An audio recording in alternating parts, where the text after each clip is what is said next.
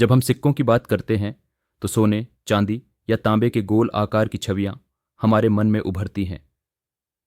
लेकिन क्या आप जानते हैं कि भारत में सबसे पहले जो सिक्के चलन में आए वे न तो गोल थे और न ही उन पर राजा की तस्वीर होती थी।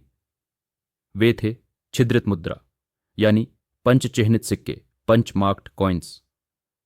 इन सिक्कों का प्रचलन लगभग 6वीं शताब्दी ईसा पूर्व से शुरू हुआ, यानी महाजनपदों के युग में। ये मुख्य रूप से चांदी के बने होते थे और इन पर मुहर की गई विभिन्न आकृतियां होती थीं, जैसे सूरज, बैल, वृक्ष, स्वस्तिक, पहिया या पर्वत।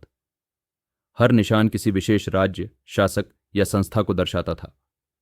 इन्हें हथौड़े या पंच से छापा जाता था। इसी वजह से इन्हें पंच चिह्नित सिक्के कहा गया। इन सिक्कों का आकार असमान होता था, कुछ चौकोर, कुछ आयताकार, लेकिन सभी साधारण और बिना किसी शिल्पकारी के। यह उस समय की व्यावहारिकता को दर्शाता है। मुद्रा को सुंदर नहीं बल्कि उपयोगी होना था।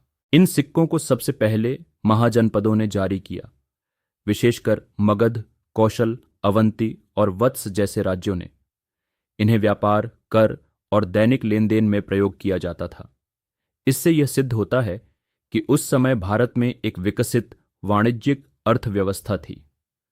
अचरज की बात यह है कि इन पंच चिह्नित सिक्कों का प्रचलन मौर्य काल तक चलता रहा और चंद्रगुप्त मौर्य और बिंदुसार के शासनकाल में भी इनका उपयोग हुआ। यह भारत की मुद्रा प्रणाली की निरंतरता और स्थायित्व को दर्शाता है। आज भी पुरातत्वविदों को भारत के विभिन्न हिस्सों में ये सिक्के मिलते हैं, जो हमारे अतीत की आर्थिक, सामाजिक और सांस्कृतिक व्यवस्था की झलक दिखाते हैं।